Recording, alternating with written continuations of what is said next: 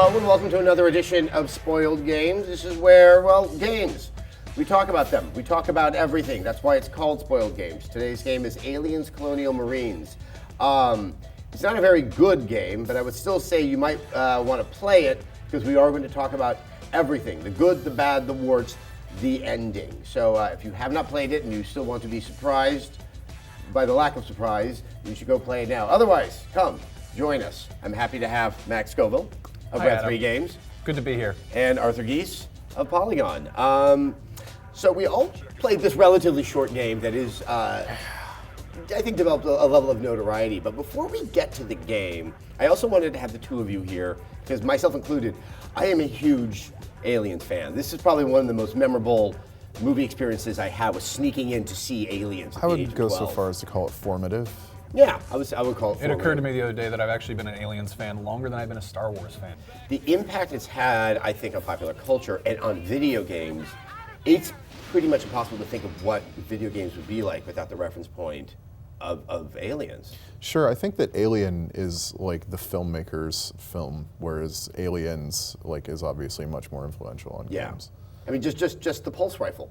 The idea of Space Marines. I mean, all of these Marines, concepts were introduced in that movie. Right. It's a war movie in space, which is kind of weird to think about.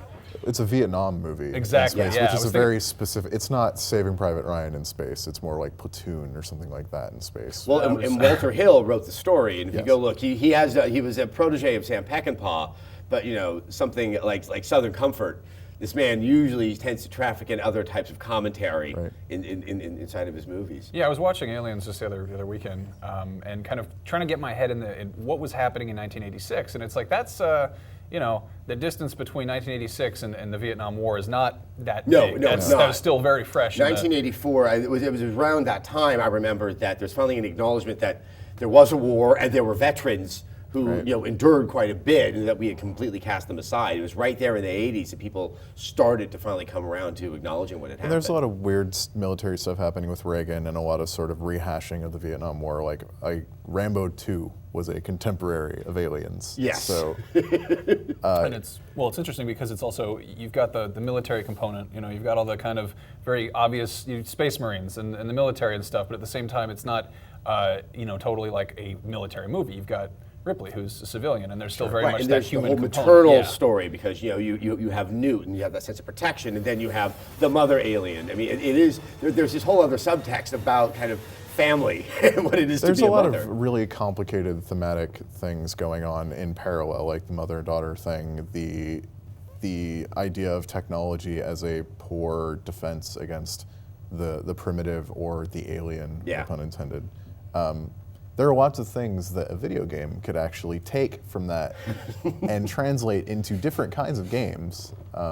So, which brings us to, did any of that find its way into Aliens, Colonial Marines? Not at all. I mean, especially sort of after this discussion we just had, the narrowness of that story is even more evident to me than I think when I was playing it. Yeah, it's shocking how poorly Aliens, Colonial Marines treats the source material in virtually every regard. There's no stone unturned disrespect-wise. I mean, is there even a theme there, or is it just, everyone comes back to LV-426, it's the Marines. I mean, I guess I kind of like the idea in the beginning that there was the message from Hicks that kind of brought everybody out there. But sort of past that point, I felt it was even kind of jerry-rigged to attach itself to the events of Aliens. Well, you start with the message from Hicks, and first of all, Hicks is up and moving around when he was completely incapacitated at the end of Aliens, and then asleep. Yes. So Yeah, I mean, wouldn't the distress signal be from Ripley, theoretically? Or? So it starts on a bad foot. I don't think Sigourney wanted to be in this game. I think the actors that were in this game were ones that probably had some financial benefit that they needed. So that's just speculating here. But okay, so the story is they return and then more bad things happen, but it doesn't have any of the drama. No. And I guess one of the questions I do wonder is that drama that you get in Aliens, like, when Vasquez dies, they know they're dead and they're just going to take as many aliens with them as possible. Sure. Could you actually get that in a video game? I mean, because you have to develop the character, and like even at its best, could Colonial Marines have made characters that we would attach ourselves to that you could actually have that kind of emotional payoff? I think one of the problems with Aliens Colonial Marines, aside from everything that went wrong with it, completely. So all of it. Aside from all of it, I think the fact that it doesn't really know what it's trying to do, because there's, as we've seen with the Aliens movies, they go a lot of different directions. Sure. You know, you think Aliens Colonial Marines, I think the first thing that comes to mind is like, I want to shoot an alien in the face with a pulse rifle. You know, it's an action, you know, thing first of all, and at the same time, it's also sort of trying to have some horror in there, and it's also trying to have some characters in there, and these are kind of all things that are not quite working together. It doesn't really do any of them particularly well, and I think if it had picked one particular, you know, way of going about it, if it had been a survival horror game, I think it could, you know, very possibly be a good. I mean, imagine a game where you're nude, you know, where you're crawling around in vents and you're trying to kind of take Zombie U and apply it to the Aliens universe. You might actually have something that actually is a good example of a game that does something interesting with this idea. Zombie U, like that transposed into an Aliens game is something that could really work. But you talk about when you play an Aliens game, the first thing that you think of is shooting an alien in the face with a pulse rifle. Specifically Colonial Marines, you know. Sure, but and that might have been like the first misstep, is that Aliens is as much about the ineffectiveness of technology against that threat. But power loaders. Sure. I think that's my argument there, is just I think that there's the kind of the toyetic, the action figure parts, you know, the ones that launch missiles and the flamethrowers. You're taking a pulse rifle that's got a grenade launcher on it and duct taping a flamethrower to it, and then getting in a big forklift robot and punching things. Right. Like, it could cater to that. It could have that. It could have done that. But what you're talking about is the difference between like a premise that sells toys and a movie that was treated as a serious film and had a performance that was nominated for an Academy Award. There is a lot. One of the reasons that Aliens is still so resonant is because of what it's doing beyond introducing like fodder for toys. Right, but I mean, I'm saying just kind of entry level. This is a video game. This is a glorified toy for teenagers. It can be more, sure, obviously. Right. It could have at least succeeded on that level. It couldn't even do that. It did not. It didn't even get the part where you shoot the thing in the face with the gun to feel right. Like on a fundamental basis. Like, it wasn't scary and it wasn't fun. You know, with but to your point, Arthur. I mean, it is interesting. Like, you can kill the aliens so easily in this game, and just think about every time in the film you would just see 3 of them. It was that sense, like, despite how well armed they are with the massive minigun, it just, you know, there was just you always felt like they were barely going to make it out, if at all. Right. There's never that sort of archetypal like ambush moment in Aliens Colonial Marines that you would expect, like, especially considering that despite the fact that they're screaming "kill those Xenos" like as random audio and dialogue throughout the game, they pretend to not know anything about them. Like, no one knows what they're dealing with. Which, you know, ignoring how that craps all over Aliens canon and the setup for the movie, like, for them to never be surprised, for them to never really be in danger is weird for an Aliens game. I think it's kind of like, you know, then it's just a game. Like the Aliens part becomes somewhat arbitrary in it. I was wondering, who's the bad thing in it? Because there's aliens, and then you also have Weyland-Yutani, who somehow the game makes out to be more malevolent than the very thing that you really kind of signed up for in the first place, which are the xenomorphs. I guess, and that's like a thing in the Aliens movies, is that the corporation has become the villain. But they're often in the side. Okay, Paul Reiser is kind of mucking everything up and make things harder. He kind of plays more into the disaster movie quality. Why couldn't Paul Reiser have been the one who they brought back? I would have been totally okay if Paul Reiser was just like randomly showed up as the last boss. He can't possibly be doing anything. I think he's still getting residuals from Mad About You. I don't know if it's necessarily. I think this is the first time most of your audience has ever heard those words together. Yeah. I just dated myself.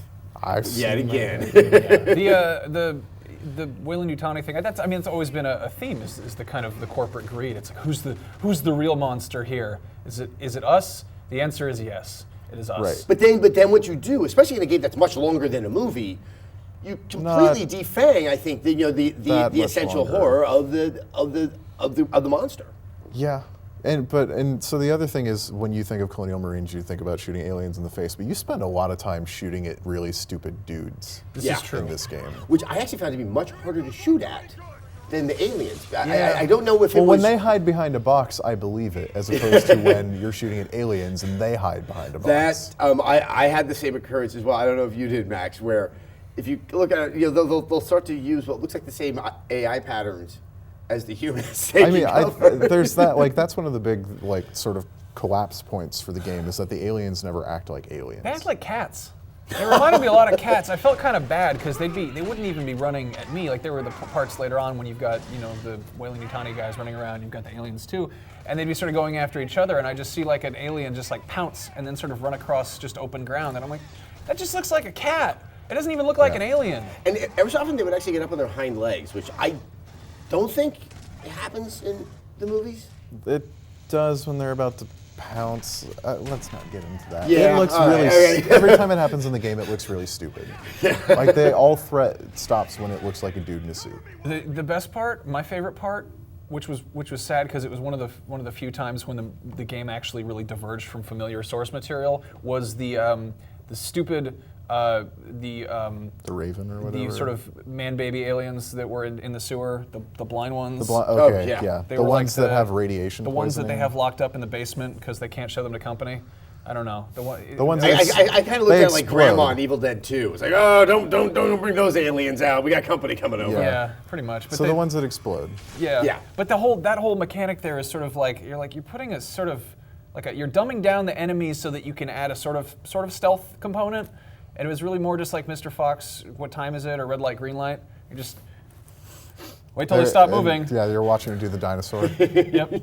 God, that was just, I just was like sad and embarrassed. And that's like a pretty recurring theme throughout this game, is sad and embarrassed, because it's just, there's so much fodder for an interesting, or at least functional game that fails on literally every level. I mean, I kept on thinking it was about to turn a corner when you land an LV-426, and suddenly, like, you get a sense of vistas, and you're seeing it, and you're approaching Hadley's Hope. There's that, like, okay, yeah, this is now going back into the realm of the familiar. These are images I understand. Maybe this is where the game really starts, and then it doesn't. But that's also where it breaks your suspension of disbelief if you're an Aliens fan, and that's who that's supposed to resonate with. I think familiarity breeds contempt, and the fact that everything was so, it was more like a theme park ride than it was like any kind of. It's a small world for aliens. And I think that's where I find the most fascinating discussion about this game was the fact that it was using such strong and familiar signifiers from Aliens. Was that already going to sort of circumscribe our ability to appreciate it because it really couldn't replicate the most wonderful elements and moments from Aliens, and that even if it went down exactly that same path, it would be dissatisfying. I can't tell if it already kind of paved its own doom from the outset. As an Aliens fan, I feel like I've been hurt a lot already. So my expectations with this stuff isn't very high. It's like function is something. Like, that's something that I appreciate. And other Aliens-related games have pulled this off. Even 2010's AVP, which wasn't a great game, still sort of captured some of that feel. And I think, I think the Marine segments of both AVP, the old one from Rebellion, and AVP 2, which Monolith did, and I thought that sequence, that section of the game was just exquisite. That's why I always assumed that this game, because it was pretty much an extended version of the best parts of the AVP games, was something that really could be accomplished. I mean, there is stuff out there that's demonstrated that you can do this. I mean, I'm coming at this like I love the films. I love the good kind of grown-up aspects, but at the same time, there is that little kid in me who wants the stupid, tiger crab flying queen alien that launches the water gun missiles and stuff. And it didn't do that. There was that sort of the Charger alien. There's the sort of bull alien type thing. Yeah, they don't really do much with the aliens other than sort of like give the different versions of the aliens that have appeared in each of the movies names, or like they take from the extended fiction and give them names. Yeah, it would have been kind of cool if they got a little bit weird with it. I mean, I would have accepted kind of a janky, stupid game if it did some funny stuff, or at least was just if it did something new.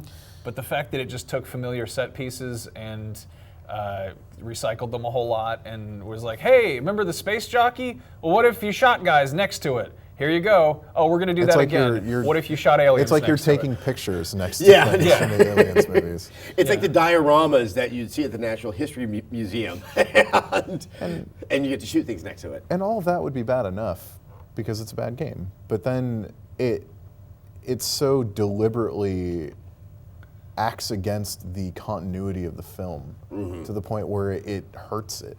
Like, What was kind of the key element that of that lack of continuity that really got to you? well, Hicks being alive, for starters. Yeah. Like, that's the most egregious part of it. And I think the worst was, it was pretty clear that was going to happen from early on in the game. Once you hear we got a guy tied up over here, it's like, I was think we should hoping the whole reveal. time that it wasn't, because it just seemed like the stupidest, dumbest thing they could He's possibly so okay do. with Hudson.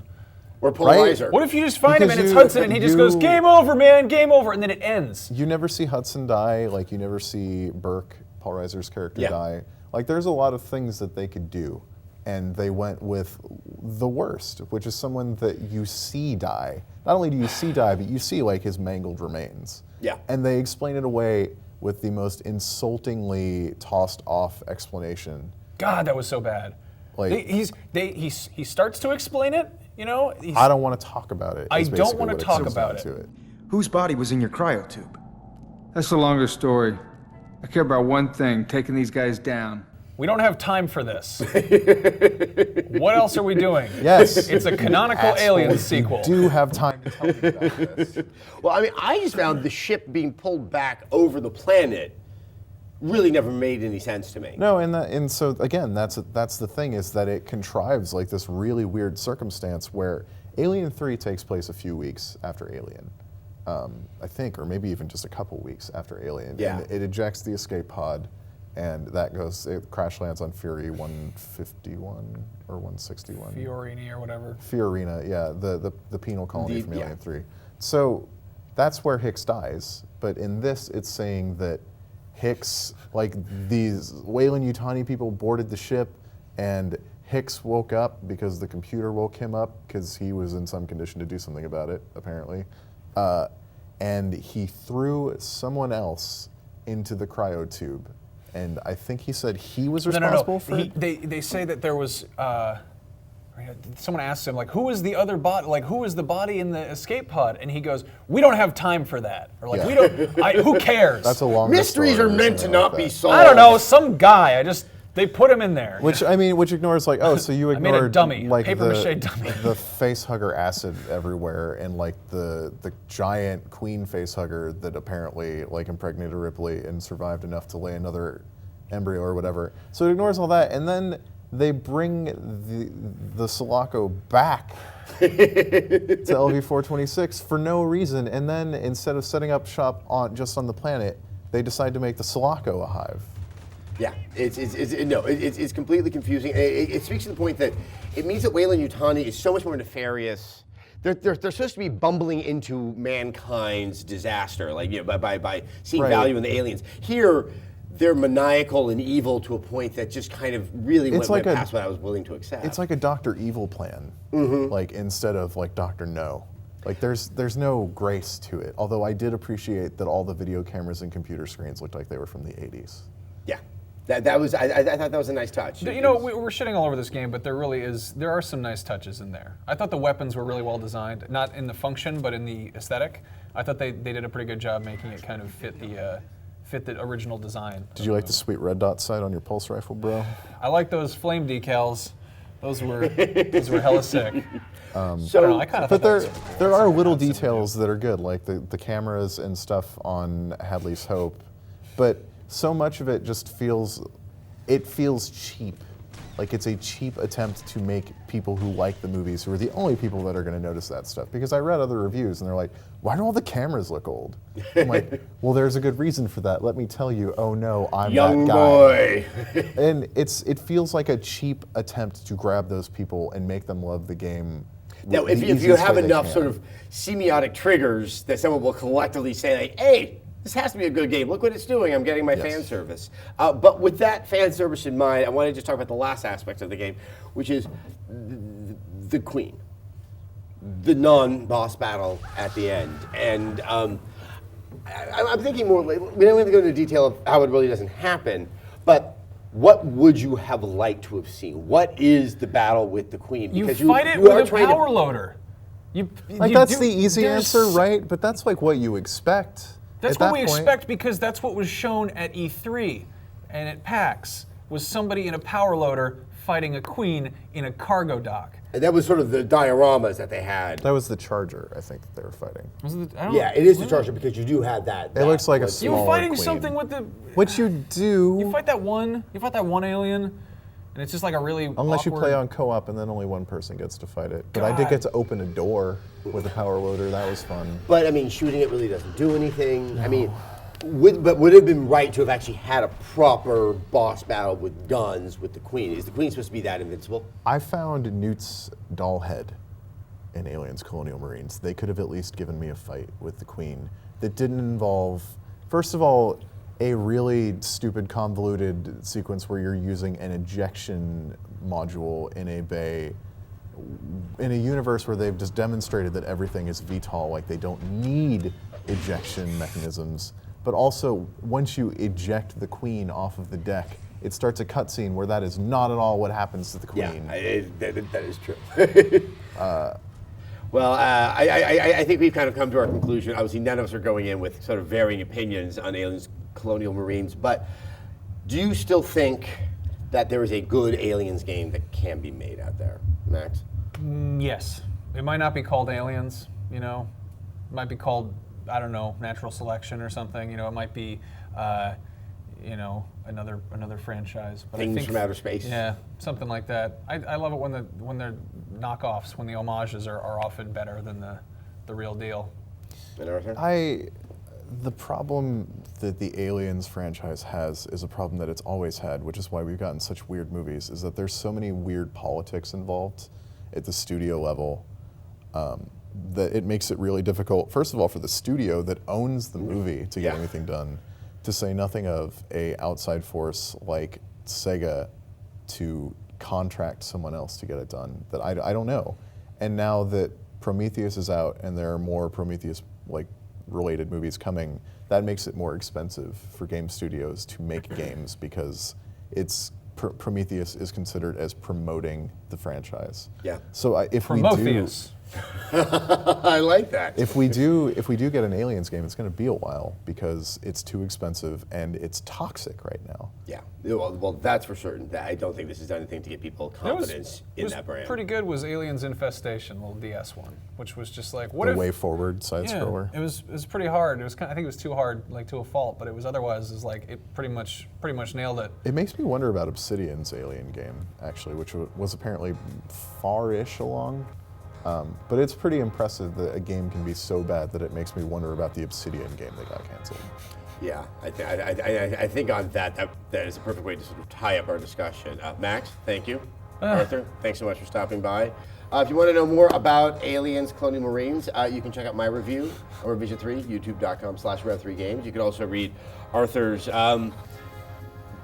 it's an honest review over at Polygon.com. Once again, guys, thanks so much for joining us. Thank you for joining us here on Spoiled Games. We're going to be doing this again, talking about more games without bonking each other on the head like it's a Punch and Judy show. Next one up is going to be Dead Space 3, so get cracking on it and enjoy the conversation.